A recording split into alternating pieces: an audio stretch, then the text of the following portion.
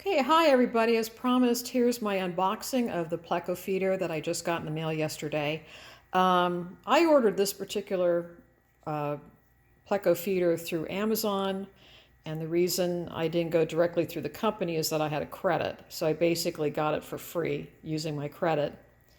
But I would recommend that you actually buy it directly through the manufacturer. And you go to the website, which is theplecofeeder.com, and they have two sizes available. The size that I got through Amazon was the only one that Amazon has available at the moment, and it's a small feeder. The small feeder is for tank sizes from 5 gallons up to 30, and the larger size is from 30 on up.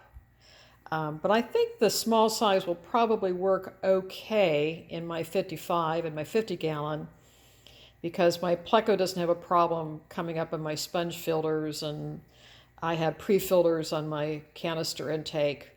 And so I'm going to try to set it right next to the pre-filter because he's used to hanging out there. What's nice about these Pleco feeders, let me go in a little bit. They're made of stainless steel and food grade silicone, and they're designed to hang off the back of your tank. And they have a little round, see that little round silicone ball on the feeder? That is to keep it from banging against the back of the tank, which I thought was a really neat design. When you get this when you get this feeder in the mail, this is the box right here in the center that it comes in. And Doug, I guess is the owner of the company, sends you a nice little handwritten thank you card. And actually that looks like a page out of a coloring book is the invoice. And he sends you a nice little decal that you can stick on your tank.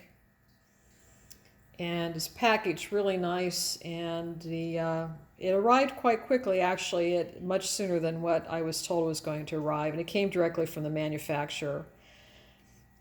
The smaller feeder, let me explain a few things about it.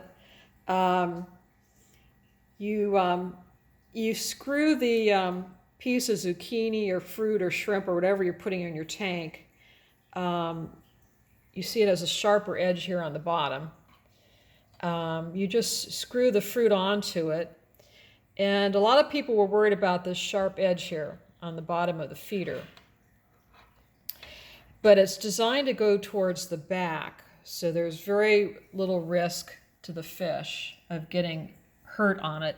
And the end is actually blunt. It doesn't really come to a point. It's actually kind of squared off. I don't know if you can see that. Yeah, there you go. It's kind of squared off. He does have one precaution, and it was on the back of his very nicely designed box, showing a nice picture of a Pleco here. Let me see if I can go in.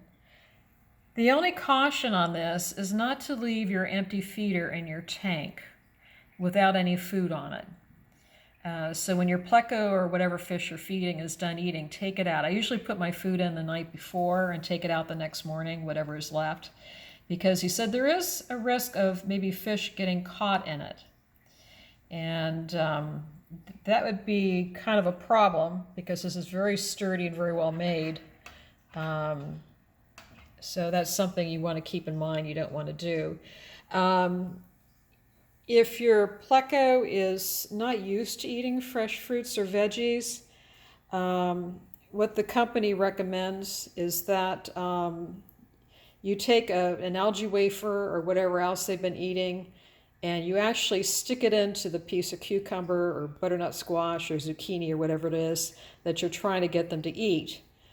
And that will draw them. The scent, the smell of the algae wafer will attract them to the veggie. And he said that way you can get them accustomed to eating the veggie. And over time, you can remove the algae wafers and they'll just eat the vegetable. And I thought that was a pretty great trick. Well, that's all I've got to say about it. I'm going to try it out tonight, and I'll let you know. I'll give you any updates and let you know how it works. Okay? Well, thanks for tuning in. Until next time, bye-bye.